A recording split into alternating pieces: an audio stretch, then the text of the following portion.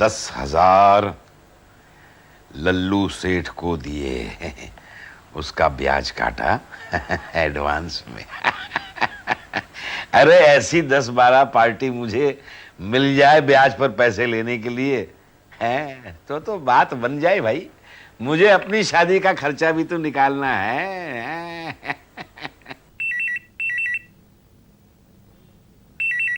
बज गई घंटी। हेलो। हाँ फकीरजन जी। गिरधारी सेठ हैं। अब कहिए भैया, आपको क्यों घंटी बजानी पड़ी मेरे घर पे? मैंने आपके फोन की घंटी इसलिए बजवाई ताकि आपकी नींद खुल जाए। नींद खुल जाए? अरे भैया, मैं तो सीधा सीधा रोकड़े का हिसाब जानता हूँ। कुछ खुलासा करके बात करें तो समझ में आए। मुझे जरा समझाइए भाई। अरे आप तो सीधा साधा गणित समझते हैं। वो पंडित जटाशंकर जो है ना, वो तो बांका टेढ़ा ग्रहों का गणित समझते हैं। जरा आप मेहरबानी करके उनके पास जाकर ज्योति और विक्रांत के सगाई का मुहूर्त तय कीजिए ताकि मैं कार्ड छपवाने दे दूं। जाग गया मैं, गिरधारी सेठ जाग गया। अरे आज ही वो घटाशंकर है ना, नहीं जटाशंकर है ना, हाँ वो पंडित से मैं सगाई का मुहूर्त निकलवाता हूँ। और हुक्म? और कुछ नहीं, अगर और कोई जरूरत पड़े तो मैं फोन करके आपको तकलीफ दे दूंगा। अरे दीजिए तकलीफ। आपकी तकलीफ मेरे लिए तकलीफ नहीं है। मेरे दिल को सुकून मिलता है आपकी बात सुनकर। हाँ हाँ जी हाँ। नमस्ते। राधे कृष्ण राधे कृष्ण।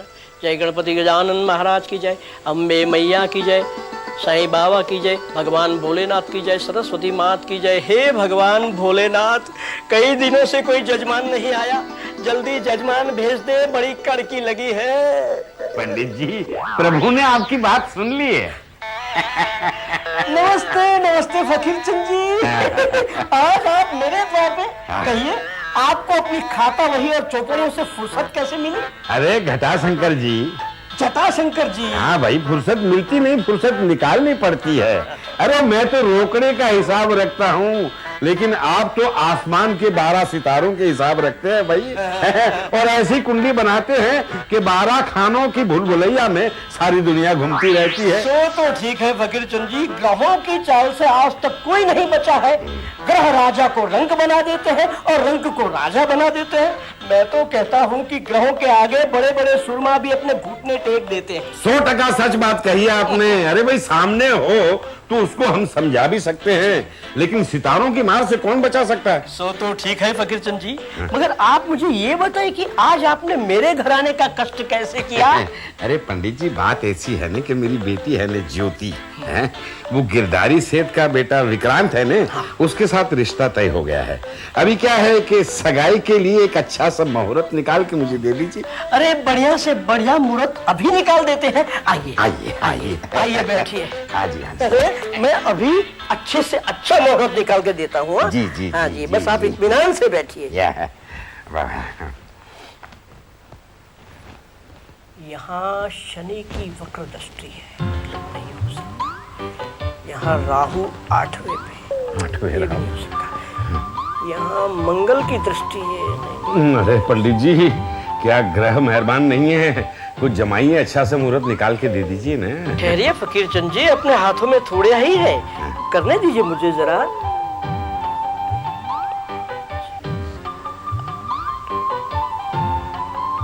हाँ, 15 दिन के बाद का मुहूर्त अच्छा है। बुधवार है, पंचमी है, शाम को 6 बजे से 9 बजे तक का मुहूर्त बहुत अच्छा है। अरे 15 दिन के बाद का मुहूर्त ही सही भाई। सगाई के लिए कुछ तैयारी करने का भी तो वक्त चाहिए ना। पंडित जी वाह वाह, हम तो खुश हो गए। ये लीजिए आपका 11 रुपया, मतलब दक्षिणा। 11 रुपये? अरे ये 11 रुपये दक्षिणा देने का जमाना गया। कितनी महंगाई है फकीर चंद जी, कम से कम 51 तो दीजिए।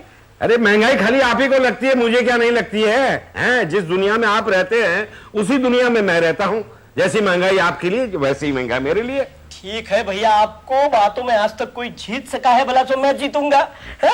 जो मेरे भाग्य में था, जो मैंने स्वीकार कर लिया, बस। अरे पंडित जी, आपके भाग्य में और भी दक्षिणा मुझसे लेने का लिखा हुआ है। वो कैसे? मैंने सुना है कि आप हस्तरेखा बहुत अच्छी पढ़ते हैं। बिल्कुल। तो मेरी हस्तरेखा पढ़िए और बताइए कि दूसरी शादी का योग है कि नहीं। ये आपको बुढ़ापे में क्या सूझी? आप अपनी बेटी की सगाई के बारे में पूछने आए हैं तो अपनी शादी की बात कर रहे हैं। अरे पंडित जी, जरा सोचिए, मेरी बेटी ज्योति ब्याह कर चली जाएगी घर से तो मैं घर में अकेला रह जाऊंगा। अरे भाई, मुझे भी सुख दुख में किसी का साथ चाहिए कि नहीं? मेरा वंश चलाने वाला भी तो कोई चाहिए। मैं क्या दीवारों के साथ बात करूंगा? सो तो व्यवहारिक बात है। लाइए लाइए, हाथ लाइए। देखिए देखिए पंडित जी, जरा ठीक से देखिए।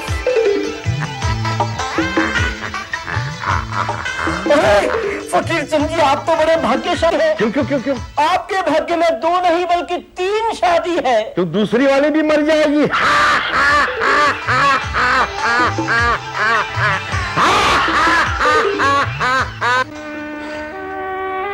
हमें तो पता ही नहीं चला कि खुराना साहब के बेटे को गुंडे ने गोली मार दी है। कहाँ? कल जब वो विक्रांत के साथ होटल हॉलीडे पार्क से नाश्ता करके बाहर निकल रहा था तो गुंडे ने हमला किया और भाग गए। ये तो बहुत बुरा हुआ। अमर को तो ये सब पता होगा, मगर उसने तो हमें बताया नहीं। नाम मत लो उस गैर जिम्मेदार आदमी का मेरे पास। रात रात भर लापता रहता है। किसी दिन किसी ने उसे गोली मार दी तो हमें तक खबर तक नहीं होगी। कैसी बातें कर रहे हैं आप? अमर से किसी की क्या दुश्मनी हो सकती है? कोई उसे क्यों कुछ करेगा? तुम तो ऐसी बात कर रही हो जैसे 24 घंटे तुम उसके साथ रहती हो। वो कहाँ जाता है, किससे मिलता है, कौन दोस्त है, कौन दुश्मन है, कुछ पता है तुम्हें? आकाश से 50 लाख रुपए मांग रहे थे गुंडे, उसने नहीं दिए और उसे गोली मार दी। हमारे साहबजादे को कोई किडनैप कर लेगा और फिरौती में मोटी रकम मांगेगा तो हम क्या करेंगे? उस नालायक को जरा सा भी ख्याल है कि क्या तोड़ जोड़ करके बिजनेस खड़ा किया जाता है? हम उसे बचाने के चक्कर में एक ही झटके में सड़क पर आ सकते हैं। आने दीजिए उसे। आज मैं उसकी ऐसी खबर लूंगी कि वो जिंदगी भर याद रखेगा। ले चुकी तुम खबर। मैं आकाश को देखने हॉस्पिटल गया था। ये तो उसकी किस्मत अच्छी थी कि गोली उसके दाहिने कंधे पर लगी और विक्रांत उसे फौरन हॉस्पिटल ले गया। अगर गोली निकालने में जरा सी भी देर होती है तो जहर फैलने लगता है और बॉडी के उस हिस्से को काटना पड़ता है। मुझे तो सुन के ही जाने कैसा लग रहा है। अब सोचो आकाश के मम्मी पापा का क्या हाल होगा।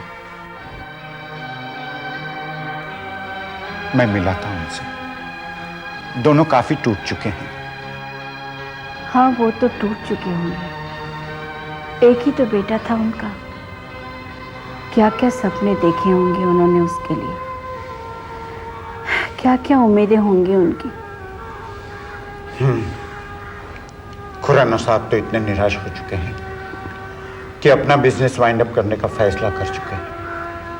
कह रहे थे पैसा तो किसी दूसरे बिजनेस से कमा लूंगा, लेकिन दूसरा बेटा कहां से लाऊंगा।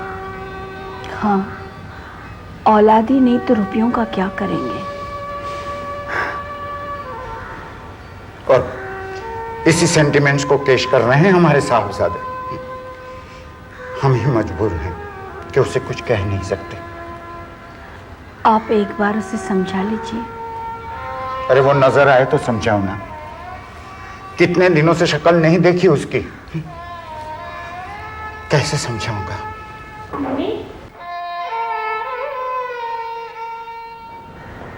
मम्मी मुझे बहुत भूख लगी है, जल्दी से खाना दे दो। अरे हम तो तेरी राह देख रहे थे। तू हाथ मुंह धो ले, मैं खाना लगाती हूँ। डैडी, आज मेरे शो का फाइनल रिहर्सल था और मैं इतनी अच्छी एक्टिंग की है कि सब मेरे से एकदम इम्प्रेस्ड है।